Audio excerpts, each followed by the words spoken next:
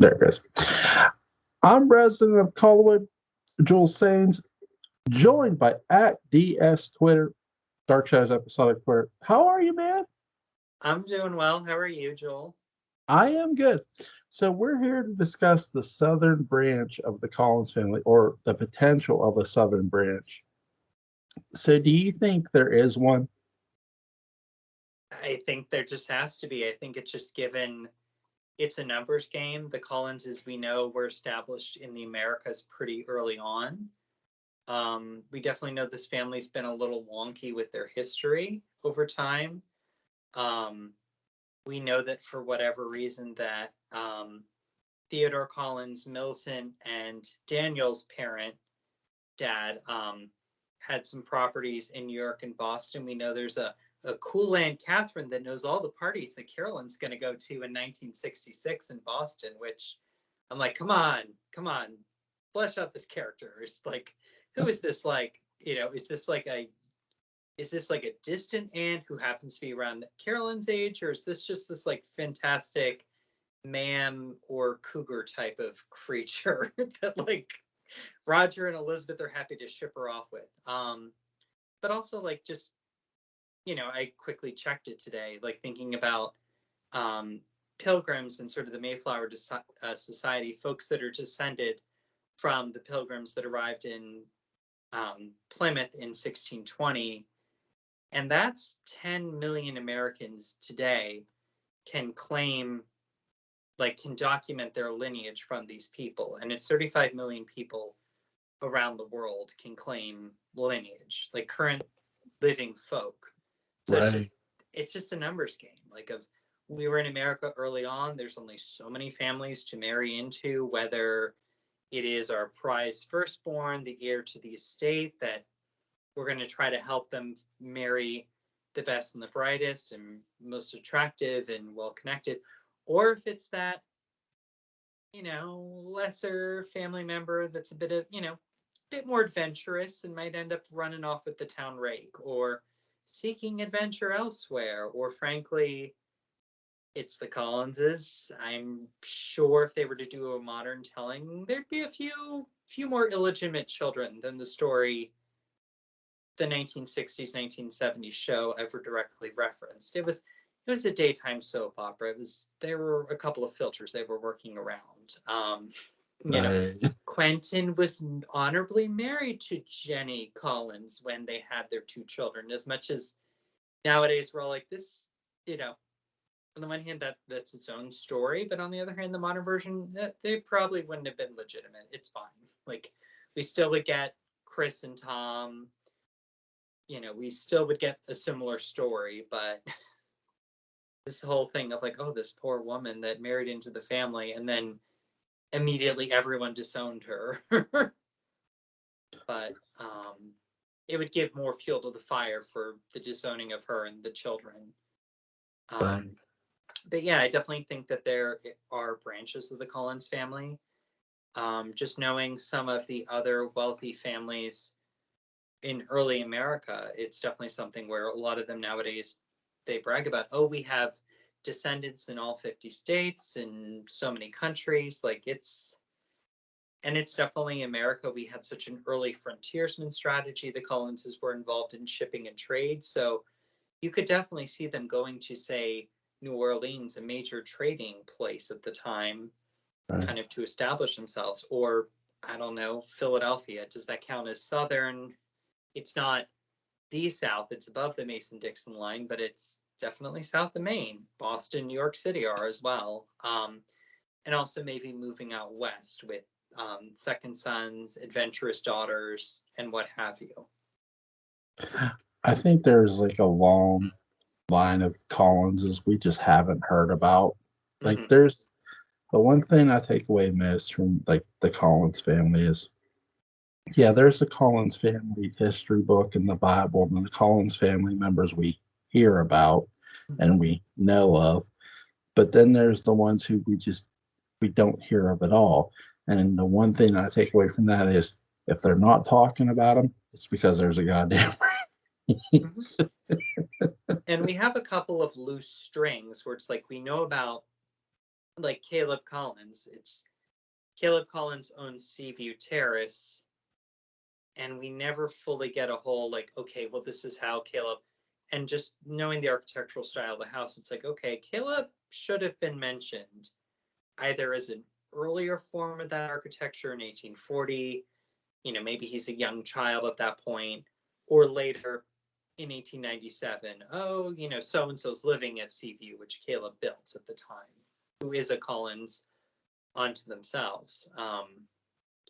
And also, like, we definitely know that Gabriel and Edith Collins had two sons that we never really see, like, we don't ever see in the show. We know that one of them ends up being the heir who eventually fathers Edward and Quentin and Judith and Carl. But right there, it's like, hello, there's a second born or another son. Maybe it's the firstborn who's, we don't trust as much to write into the will, into, sorry, I'm having a moment here, into the, Sorry. into the will of Harriet Collins. There we go. But ultimately ends up, being whatever. And of course, tons of, we can assume many other daughters, distant cousins that are just floating around there somewhere. Maybe Daniel and Mills then had a sibling we never got around to that fully fathered a New York City line of the family as much as she owned the properties. I think another thing that I was looking at today, because just south of me is the lovely state of West Virginia. Mhm. I was looking up the Mothman, and November 12th, 1966 was the first Mothman sighting. And I thought, wait, what if there was a Collins family member who was a doctor that was experimenting on themselves and accidentally turned themselves into this goddamn thing? Mhm. So you wouldn't know. No. And that's the sort of thing where I could see the Collinses. I could see the Collinses doing. I could see the writers of Dark Shadows kind of just pulling in this mythology of Right. here's another story. This might be a B plot line while we're exploring the West Virginia branch of the family, but Barnabas is visiting with them, bumps back into time, and this isn't the primary plot line, but eventually this Mothman thing's gonna, Barnabas will eventually have to focus on this. Barnabas and Julia, or whoever goes back in time. Probably something like the Mothman. It would definitely be a lingering storyline, but hey, they would resolve it of, oh, hey, we found a nice little place you can live, and for the most part, no one's going to bother you, and you'll get occasional sightings going forward, but you're relatively satisfied in your life, and you stopped killing half of the town you live in, or the half the town that's hunting you has decided to give up on it. Who knows? Right. It's weird because with Dark Shadows, you said about Caleb, and that's a great person to bring up too. Caleb builds this Seaview house that we don't really hear too much about. We don't even really hear about Caleb until Burke and Vicky say about their buying, or Burke says about buying the house. Mm-hmm. And Vicky says she saw a scooter out the window. Mm-hmm. Do you think Caleb was either able to travel through time, or perhaps the first ever time traveler, and we just don't know? I mean, it's Dark Shadows. They definitely have their fun with the plot lines. I always kind of read it more as this is a ghostly thing. It's a haunted house, and maybe Right. Caleb's some sort of a pirate. Um, Right. and the Collins is having that unique relationship where they don't necessarily want to be seen as being pirates, but also, oh, here we go, younger brother. You can have this house built by the ocean in a place we can't directly see. So if you're ever caught, it's on you. But also feel free to go out and grab whatever illegal trade stuff or not, tax evasion you need to get your profits. But yeah, maybe Caleb was a time traveler. it's definitely one where I know within the Collins family history, there's an older Caleb that is referenced in the series in kind of the family tree. And then fans seem to also see a second branch where one of Gabriel and Edith's kids is also named Caleb, which the family has recycled names before, but and maybe one of the Calebs jumped back in time, reintroduced himself as Caleb the first place, pulling a Barnabas stunt, and the family history book got a little, took in the lie and kind of ran with it. Right. Definitely there for a great writer to have fun with. I was telling a friend of mine this too. Like, I'm like, because he wants to get into Dark Shadows, and I said this to him. I said, you cannot fully trust the Collins family history book. Mm-hmm. Like, do not consider that gospel necessarily, because it is as messed up as that family that lives in that house. But that's the fun part about it, Dave, because you're not entirely sure how much of a lie did they tell about each family member. Like, we know Josette jumps off Widow's Hill, but Mm-hmm. technically she doesn't jump. She's, caused by Angelique to, go off. But the book doesn't say that. So it's like, and then Naomi's death is recorded as later, but it's actually the same year as her daughter. And, it's like, wait a second, like, how much of that's sort of why I started thinking too, Naomi was a pirate. It's like, well, if this is a lie, what else is? Like, it's so crazy to think what this family lied about and how deep the lies go with each member.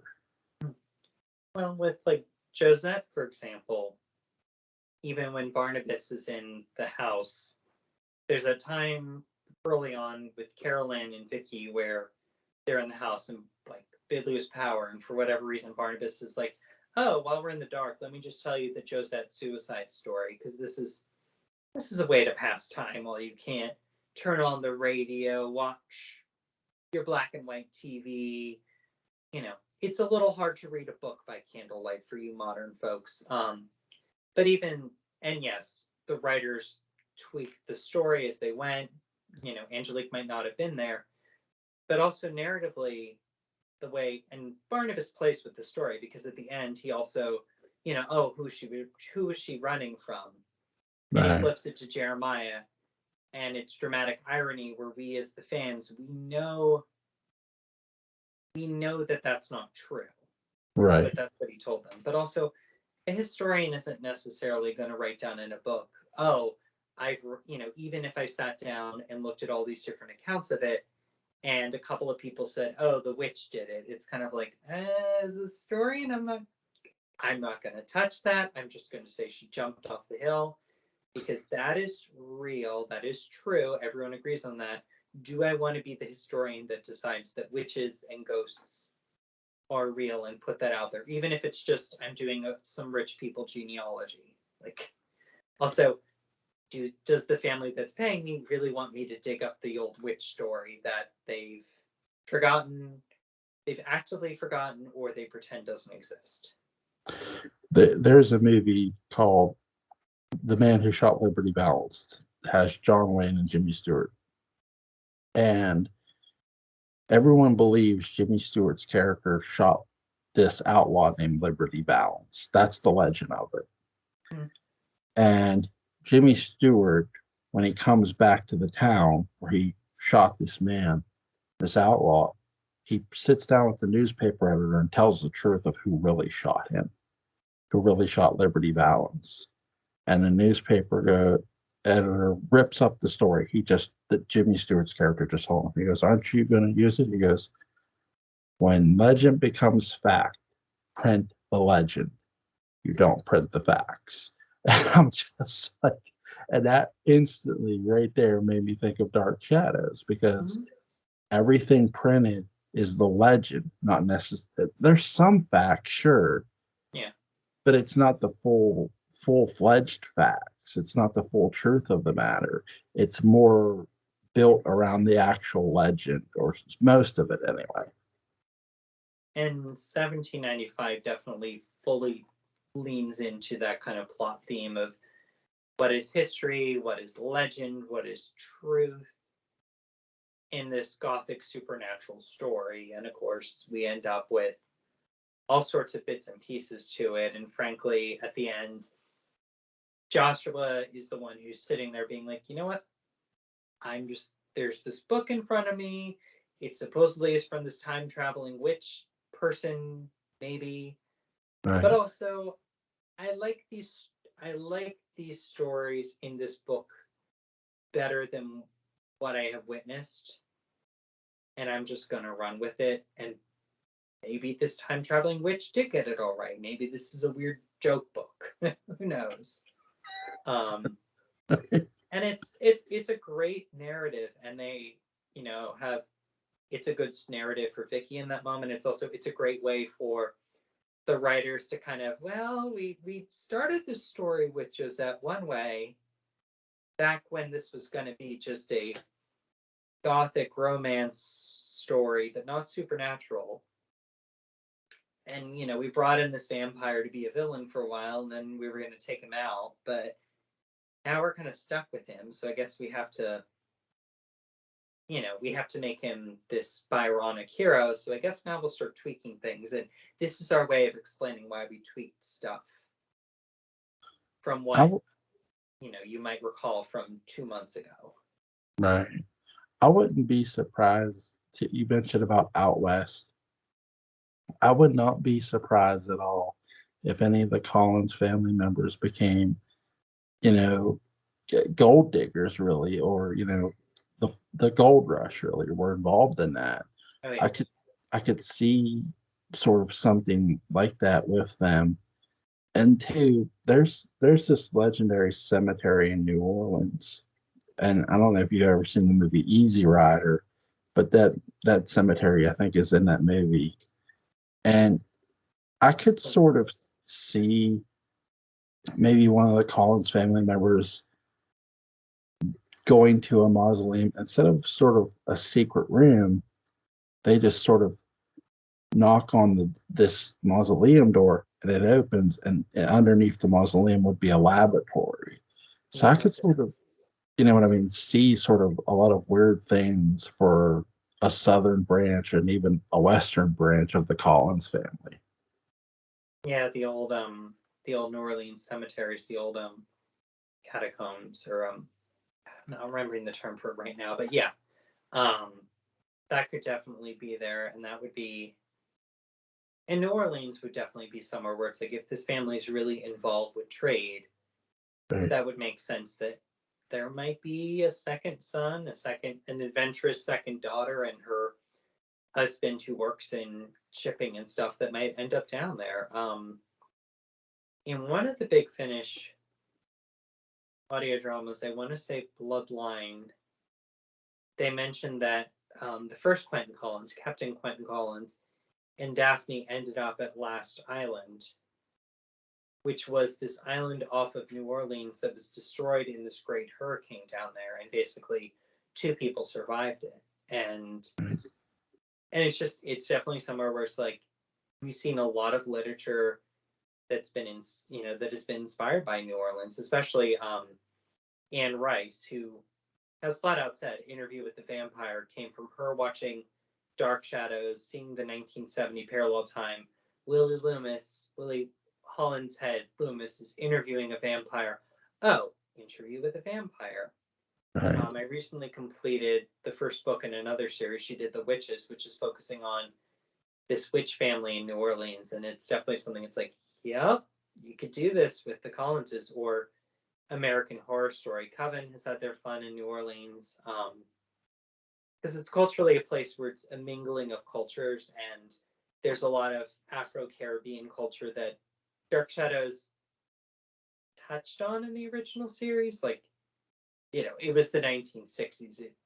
You had white, blonde, blue-eyed Angelique doing voodoo. It's nowadays it'd be a little different, but they definitely borrowed from those stories at different points. They had their own form of kind of the zombies and the voodoo. We got the voodoo doll out every 3 seconds by pretty much any supernatural being. like, I could definitely see that happening, and especially nowadays, we're more comfortable with children out of wedlock. We have technologies like Ancestry DNA where it's much more obvious, what stories have been passed down, what documents have been passed down might not line up with the genetic history of somebody. As much as we can learn and process from genetic histories. Even with real history, things are complex. Like, Oh, yeah. I'll give my least favorite Western story of actual history, and that's fucking Jesse James. for one simple fact, I've never here's the thing. For the people who try to tell me that Frank James did not deserve to be murdered the way his brother was, you're delusional. Like, you're really delusional, because Frank James was a cold-blooded son of a bitch. Like, he was more involved in those robberies and killings than people love to believe. He really was. And yes, Jesse was involved in them too. And what I'm trying to say is, do I buy that Jesse James was assassinated by Robert Ford? I believe he was assassinated, not necessarily by Robert Ford, but assassinated nonetheless. Do I think Frank James should have got off scot-free? No. Hell no. Hell to the no. But people want to believe that Jesse James wasn't shot at all and still lived. So even though it's recorded he was assassinated, though I debate by who,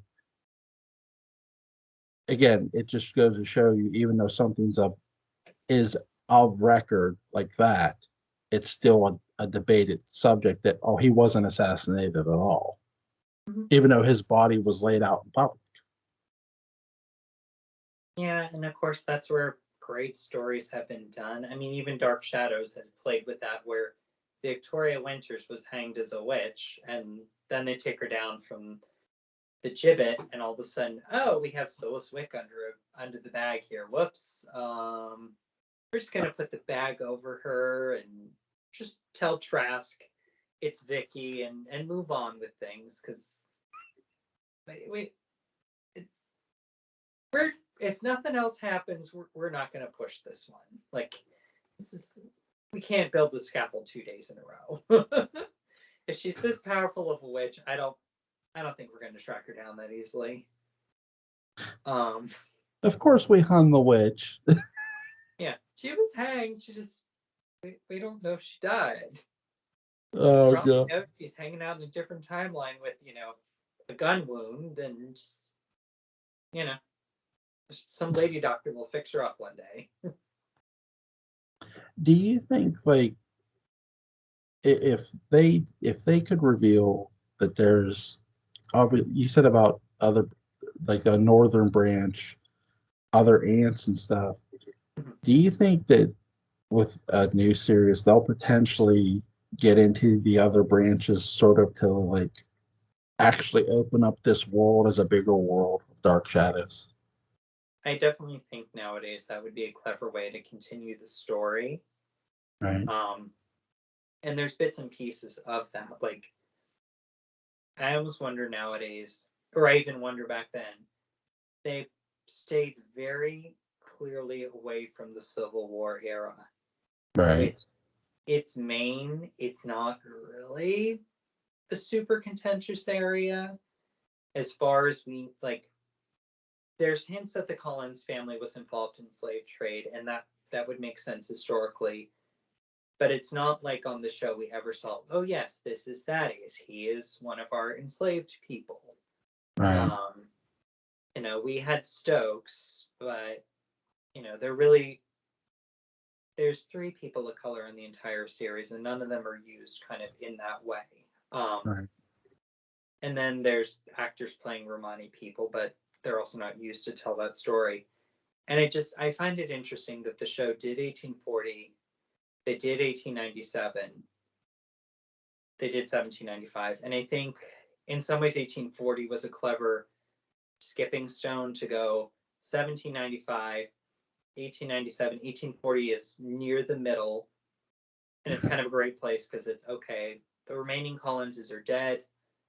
We have Daniel, who's a little older than he probably would be, but that's fine. We'll squint. He aged a little prematurely, neurocognitively, maybe not the strongest, but he's been through a lot as a kid, so it's fine.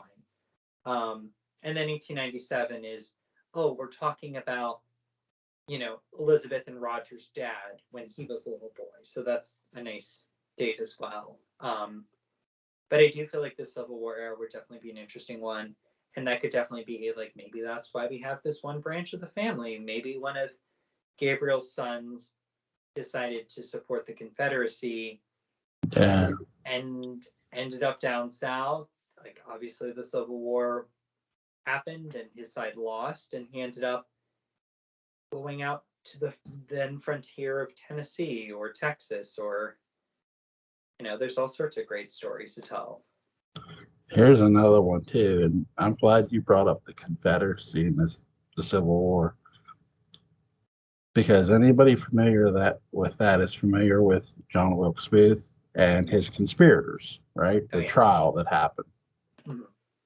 Maybe one of the conspirators was a Collins, and the only person who knew about it was one of the Northern family members. And they decided not to say nothing because they didn't want to, be caught in that scandal because of killing Lincoln. Mm-hmm. And they said, just go and never come back. Yeah. And we've heard that line used at Jason, who wasn't a family member. We've heard that line used at Roger, who was a family member. And Roger sticks around. Right. But this scandal was too big, killing a president,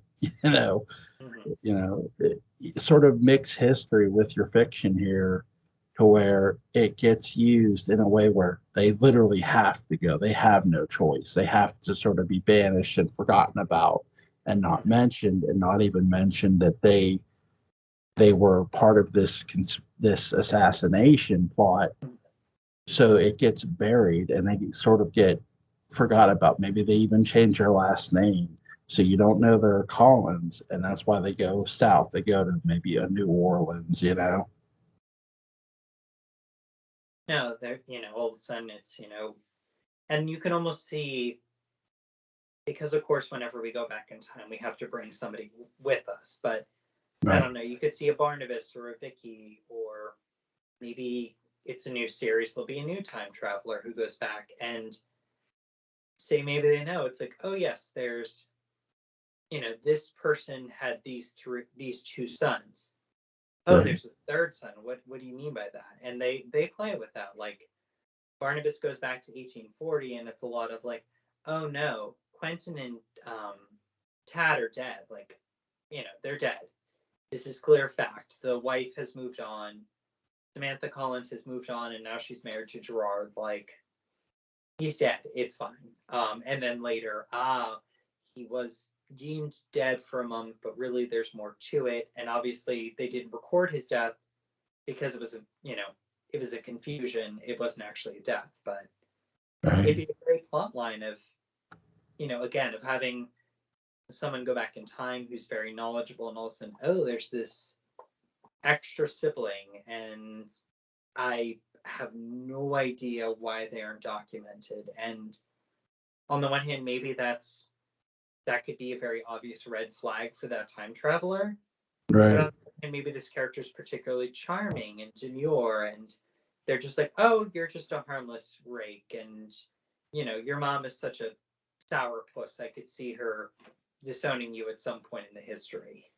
Right. And kind of duped by that person for a while. It's it's a great story right there. Yeah. So poppers love stuff like that. I think too with time travel, there's things you could play with too. Like, you could literally have this watch or a pocket watch that's from maybe the Civil War. Maybe Barnabas finds it, or even Vicky finds it, and they're sort of looking at it and they're sort of tinkering with it, and it's still running. And maybe it just stops when it's in that one of their hands, and it starts going backwards slowly, then faster and faster, and then it's pulling them back as it's moving, just the person holding it. And boom, they're back at that time period. Like, oh shit, what just happened? Yeah. Yeah, it You might know, not be an intentional, oh, next Tuesday I'm going to jump back to 1865 just to check in with people because time's been right, getting a little wiggly lately and I just want to make sure I've ironed out the details back then. right. It's something Oh, that we smudged a page of the Collins history. David poured ink on it. I'll just go back and redraft this page. what's that? That could also be a little much for Dark Shadows, but on the other hand, hey, it'd be a refreshing way of doing time travel. And obviously a lot of hijinks would occur at that point to put that person in their place. But I don't know. Nicholas and Angelique are back there fiddling with things again. Right. But definitely, and also, I feel like if Dark Shadows were to continue, it could be a clever way to keep the story going. Right. Because on the one hand, Dark Shadows,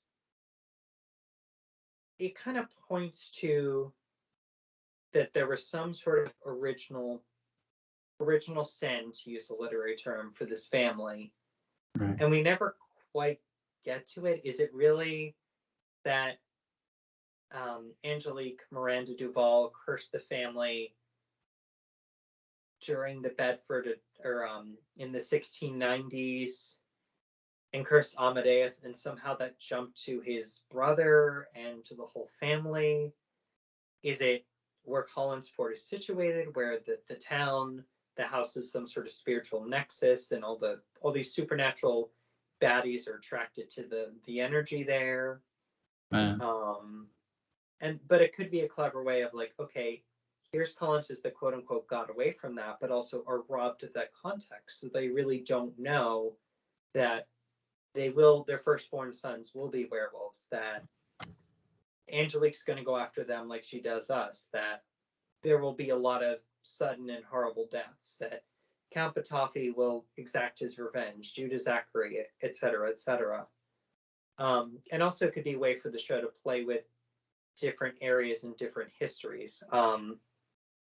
You know, and it could be, and if you do it like with time travel, I feel like the original show did this so much that I feel like any remake would kind of want to respect that tradition of keeping the core cast recast as new roles. Right. And we've seen modern iterations of it, like American Horror Story, where we still know that audiences can work with that. Audiences can see Sarah Paulson and understand she's multiple characters, even in the same season of the same show. Yeah. And they can bring one of her previous characters into the current iteration, and we're not like, oh my gosh, this lady is two different people. I don't get it. Right. Through some good makeup, some wigs, maybe a prosthetic, different costume choices, accents. We can keep up with this even in our modern era where the internet has ruined all our brains. I don't know.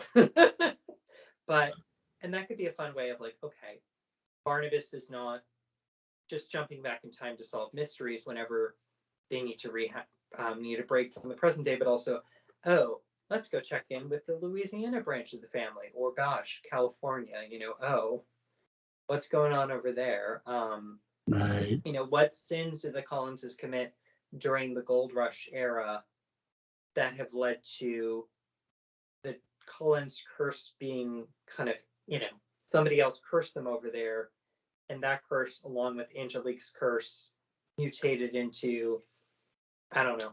They have it where it's every generation they're a Mothman. Although that might be more West Virginia branch. I would not. I tell you, the one thing I wouldn't mind them playing with, because the Collins family come from Europe. We'll say England for Yeah. play with the Jack the Ripper thing.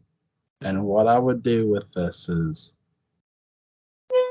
Jack the Ripper murdered prostitutes, and there was always the rumor that the one of the prostitutes that was killed was pregnant with the member of the royal family.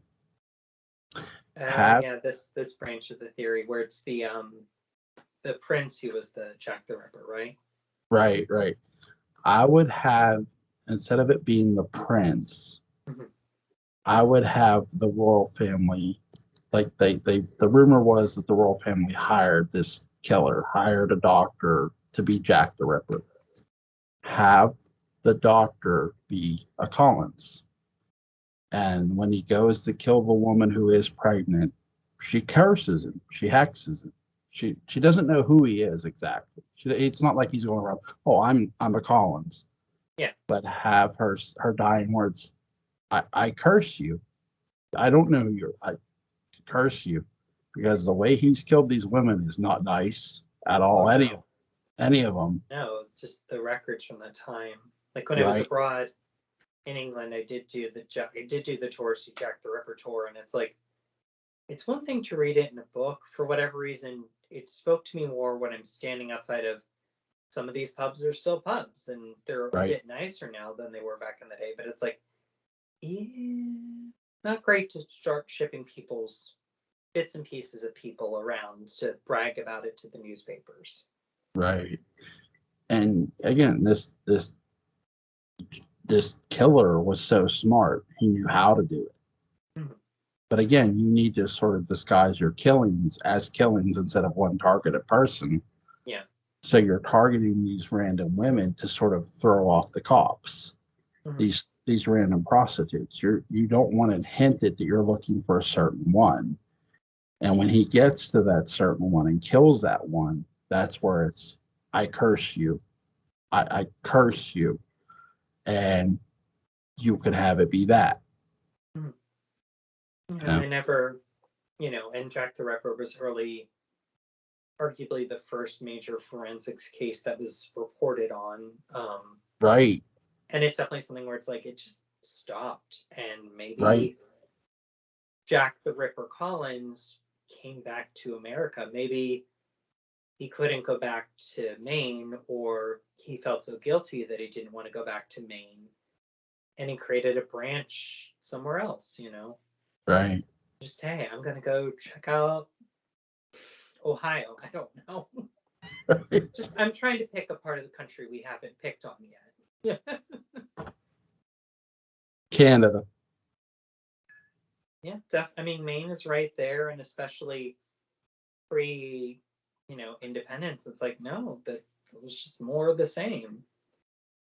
Right. You know, it's There's hundreds of miles away, but so is Boston, so is New York City, so is California, even more right. so. Like, there might be some very chilly Collinses that are up in St. John's Island or something. Yeah.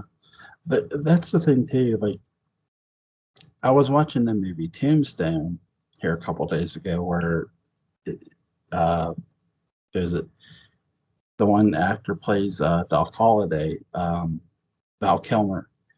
And the scene where Val Kilmer's character, Doc Holliday, duels with the one outlaw, the scene's inaccurate.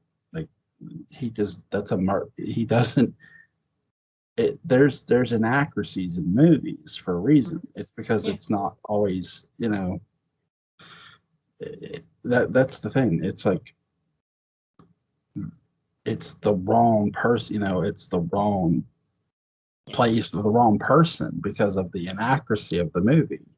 So it's always like if you see an inaccuracy, it's because there's a reason it was told us that for whatever reason to hide something.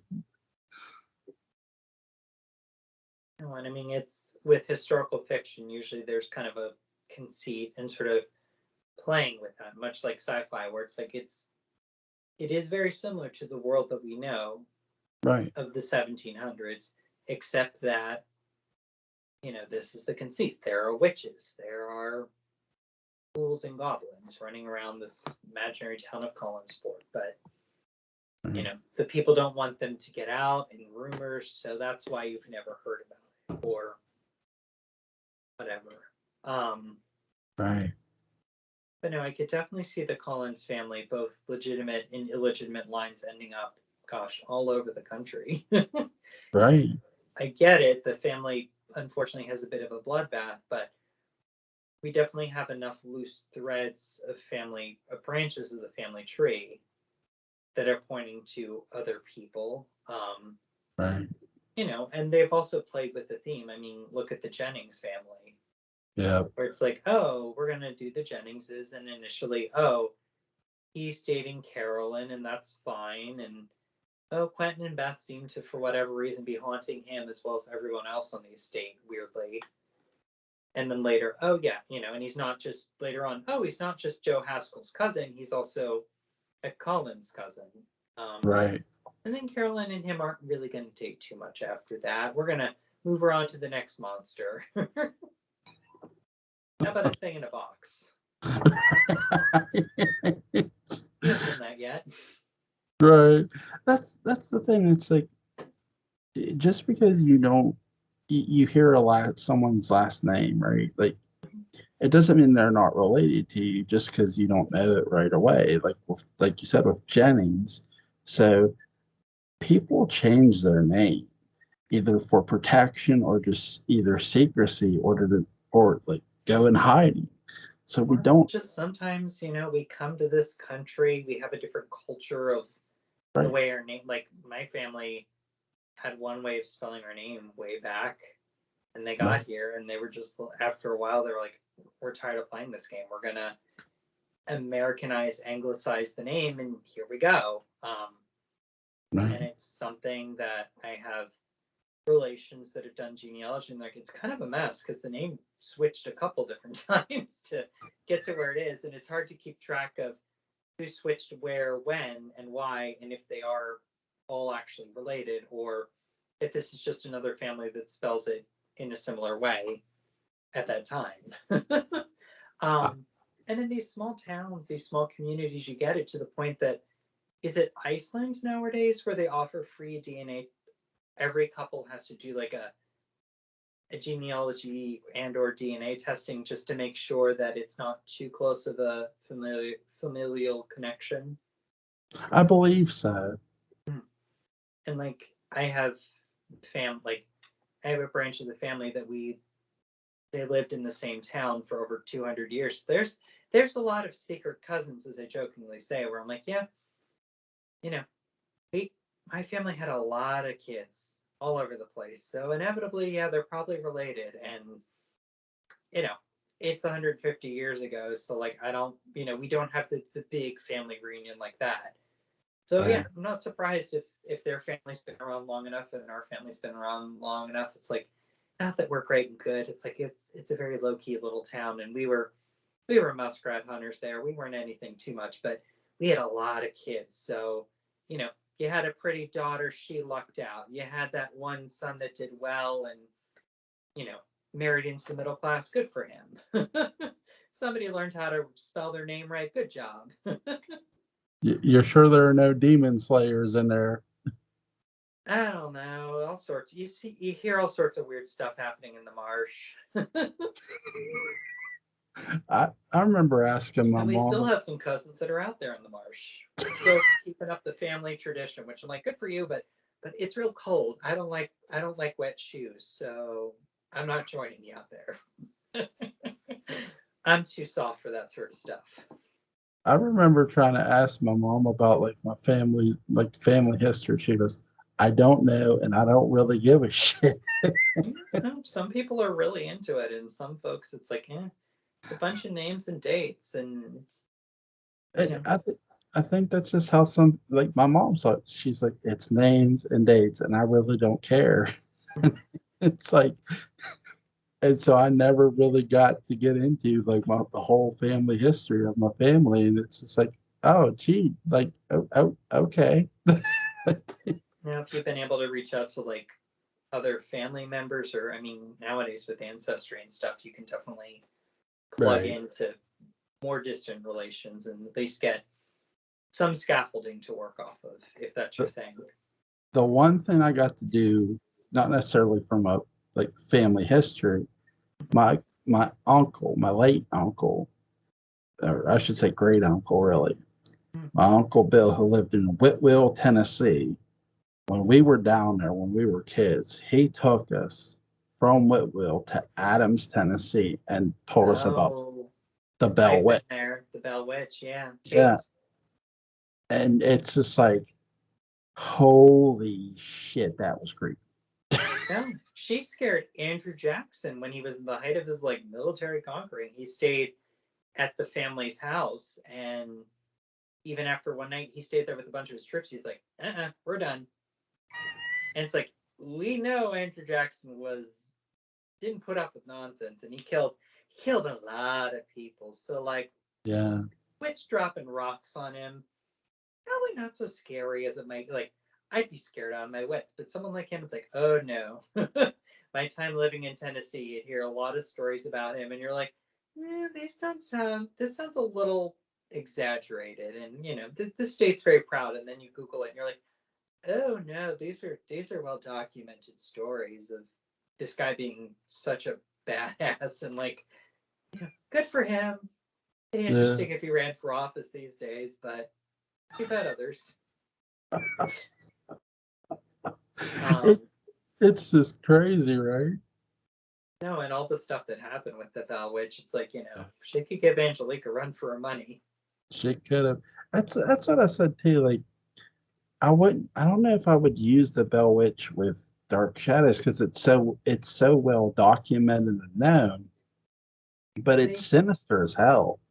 but they did like I was in that Dark Shadows Tuesday night discussion with Lynn and Dean Edwards last night, and oh shoot, I want to say a person Rod. I can see the Twitter hand. I can see the Twitter handle, but not the word. Like, Right. it's a very fuzzy, photo in my mind. And I feel like he was referencing how Dark Shadows stole a lot from this one town in Maine, and the story of there was this family that was cursed after they burned a witch alive there. And when he described it, and they pulled it up that night, and the next day it's already halfway out of my head again. And I'll have to try to Google this later. But it definitely is like, yeah, this is definitely peace. This is definitely shades of Angelique here. Yeah. Um, and they did a little bit of that later on when they got to Judah Zachary and kind of Miranda Duval, kind of being somewhat Salem witch trialsy, but not quite. Right. Um, like they've had their fun with this, where they'll take a little bit of fiction, they'll take a little bit of history, and just kind of throw it together, and voila, you've got you've got this historical reverend that we're gonna shove in a wall somewhere. And there's nothing wrong with like taking history and like combining fiction. No, I Oh, mean George R. R. Martin's done a fabulous job with it, with the Song of right. Ice and Fire Game of Thrones series, like, Right. Right. and he's not the first or the last author to find inspiration where he might. And I feel like if you're in Tennessee, the Bell Witch is so well known. Yep. Outside, like I knew about her before I got to Tennessee, Right. which is like I didn't grow up anywhere near this. I literally didn't really. I'd only The only people I knew from Tennessee before I went there were the people I interviewed for the job I took. So it was definitely I'm going in having no idea what I'm doing, but hey, I'm going to meet a lot of people, and learn a lot of stuff along the way. But yeah, I'd heard a little bit about the Bell Witch, and then I get down there and it's like, okay, let's go to Adams. Let's give the guy in the denim overalls and no shirt, giving him the $20, and he puts it in the little breast pocket, and you got change up there. It's definitely like, okay, I don't want to stereotype here, but you're not helping. But I mean, it was cool to see the cave. It's one of those of like, I have no idea how real this is, but it's fun to see. Y'all are having fun with it. I hadn't been inside of the limestone caves of Tennessee before then, and you know, growing up where I did, it's like we didn't really have a lot of caves, so it was still just like, I've been in caves before, but it's definitely like, Yeah, in Tennessee they talk about caves being miles and miles long, and I'm just like, I'm not used to that. And then you're like, oh, that's how this works. Okay. It's not just like a little like room underground that needs to be. Right. No, this is a cathedral. This is like this could be like a highway under here if the show Yeah. got ambitious. Right. Yeah. Like it. They're so deep. Like it. Like when I before that cave, I was in the little caverns. Like like in Pennsylvania, but it's like Tennessee takes it to a whole nother level. No. Like, and I've been in the ones in Pennsylvania or West Virginia, and it's like, they have almost all those cases have like what they call a birthing canal, where you're like on the ground, you're going under mud and water, and you're squeezing through in the dark, and you're like, I am so glad I'm going to let 2 or 3 people go before me. I'm going to make sure they're alive on the other side because it's like I am not going in dirty, dark water underground and like, okay, you say there's air past all this, but I don't want to be the one to find out that, oh, wait, somehow the rocks fell and it's all gone. Versus there, where you're just walking in, you've got 20 feet of clearance above you, and then there's miles of stalactites and mites, and just like, wow, how long does this cave go? Oh, like we went back about 10 miles. I'm like, what? I love a good hike, but I'm just like, I'm not going that far underground because that's 10 miles in, 10 miles back. Lord knows what's taking It up residence back there. And it's a it's scare. good, it's happy. I don't need to go 10 miles into this and find out I got to run back because now all of a sudden I have something that wants to be my friend that I'm not ready to. Because they're talking about, they're like, oh yeah, we've had like, I want to say cougars, but some Right. sort of big cat. And they're like, yeah, sometimes you hear them and just like, like Well, I grew up in the woods. I like the concept of many different places to run or to climb up a tree or something. But yeah. this whole like, no, it's a very long hallway. It's like, Like I don't want any furry creature to be any kind of my friend. No. No. no, no. I'm happy with dogs and cats, but those have usually been vetted before I get to hang out with them. My friends' pets or pets that I've adopted or rescued, and it's like, okay, cool. Like, you're not great with children. Okay, I won't act too childlike with you. Got it. Oh goodness. But back to Scott, the Collinses, or right. Is there anything you want to add? no, I mean, I guess what I would say is I feel like expanding on the Cullens lore was always kind of what the show did, Yeah. just pulling in, and also in the newfangled modern way of, there's your biological family and then there's your chosen family. And there definitely are people like Julia Hoffman where you're like, why is this lady still here 3 years later?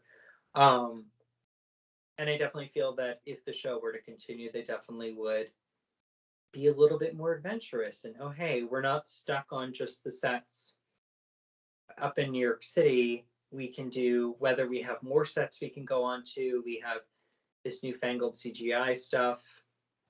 We can go on location because we have this thing called a budget now. Like, I feel Yeah. like the show would definitely have fun with that. Or even just, oh, hey, we need to introduce a new character. Sure, this is Caleb Collins the fifth from coming out of Adams, Tennessee. And then later we get into, oh, this is the Bell Witch's husband. And actually, it's the original Caleb Collins.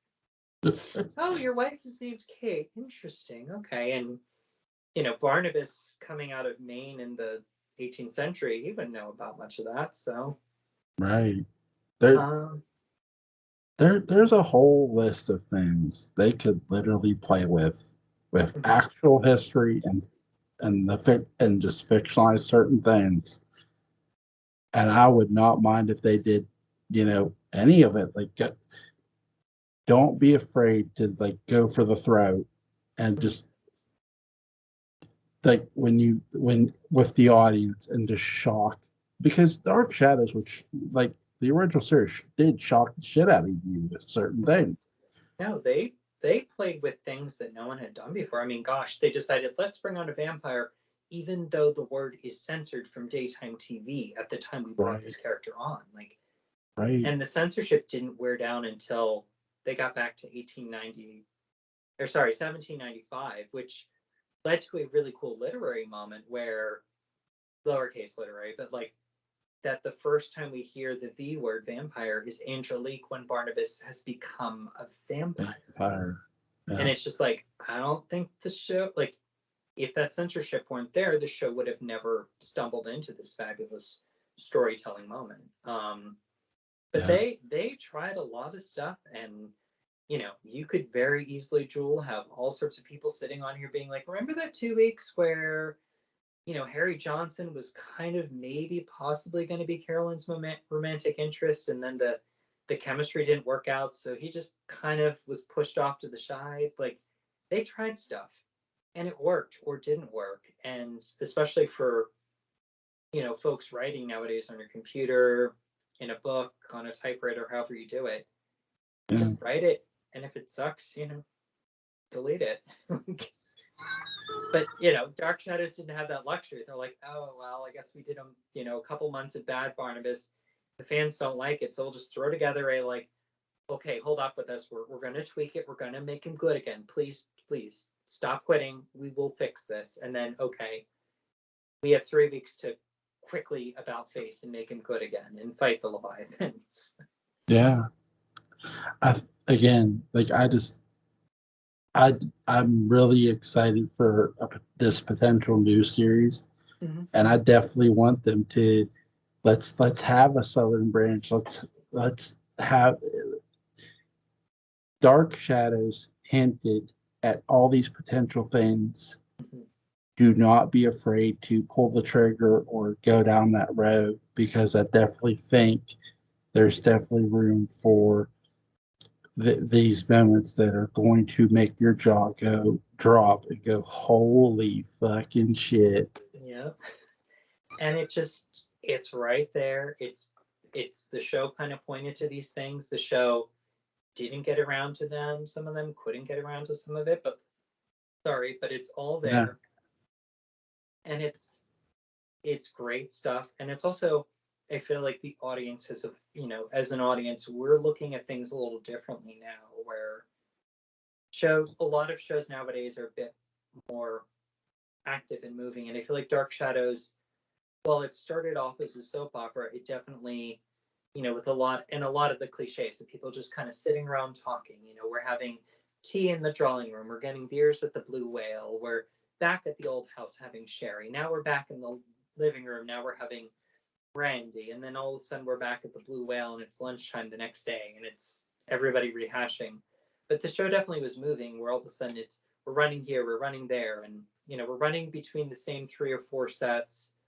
We just kind of move the Afghan around to symbolize it's a different room all of a sudden. But like, and I feel like nowadays the show would be more of that. It would the plots move quicker, the narratives are, there's a bit more expected narratively, continuity. Oh my gosh, nowadays with streaming and binging, you have to be more mindful. But also there's just a wealth of new types of stories that have been told and proven commercially successful, whether it's Stephen King and his type of horror, whether it's perspectives coming from people of color, whether it's just different ways of looking at American history, international history, immigration. There's so much more now to take from, as much as there's so much richness within Dark Shadows, and the typical Dark Shadows way, throw it all together, spin it around, and see what sticks for the next great stories. 1000%, I agree. Like, we're ready for all sorts of stuff to just do it, god damn it. I think they are. I think they're trying. Yeah. And we'll see when lightning strikes this time. Yeah. And good luck if any of them are watching any of this. Good luck to you, and hey, let us know. We're happy to promote it. We're happy to tease everyone else as appropriate, or let you do your own magic with it. I just want to see it. I don't care. If you're gonna do Dark Shadows, we will plug the shit out of it for you. We know all the community. We know the 3 hashtags people use. Yeah. Scott, man, I want to thank you for joining me today. Thank you so much for taking the time to come on, man. No, thank you again, Joel. Again, I want to say it's always great talking with you. If anyone is watching up to this point, reach out to Joel, reach out to Resident of Collinwood, because it's a fun time. I've talked enough. There's a lot of other great people out there that have had little one-off conversations or kind of just even done some fun playing with stuff on Twitter.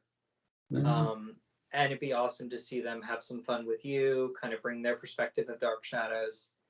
And also now we've just started the Tuesday night at 8 p.m. Eastern Standard Time, East Coast in the U.S. Of Dean and Lynn Edwards just kind of hosting Dark Shadows talks. Please, people try to check it out. It's kind of, it's a group chat about Dark Shadows, and I've been learning some stuff from them. They're doing some fun, creative things with Dark Shadows going forward. But also, again, I love it just sitting there and being like, oh, this is like if we had, say, a little table and we all just kind of got to sit around and just shoot the breeze about Dark Shadows stuff, and see what comes up out of it. So listen, my policy is the more the merrier, and this channel, it's an open door policy for anybody that wants to come on and talk. I've always told you that, and that's to anybody that wants to do it. But because something that was always my goal from the start of doing this. So the more the merrier. You guys, anybody who wants to come on, please feel free. Let me know. Yeah. Like Joel and I pulled this together this afternoon, so like it could be planned out months in advance if you're that type of person, or if it's literally just like, oh, I'd like to talk to Dark Shadows. We can talk this week, or like maybe 2 weird particular times next week. Oh, why don't we do tonight? like literally, like, right, we just pulled this together today. Yeah. So, I'm probably really talking out of my hat tonight, but hopefully I've said some nice things that people appreciate. But thank you again, Joel. Anything else we want to talk about tonight, or are we good to go? No, we're good to go. I have literally nothing else to add. All right. But we'll have a good one, and thank you for the 3 people that are still watching at this point in the video. Thank you, man. You have a great night. And you. Bye. Bye-bye.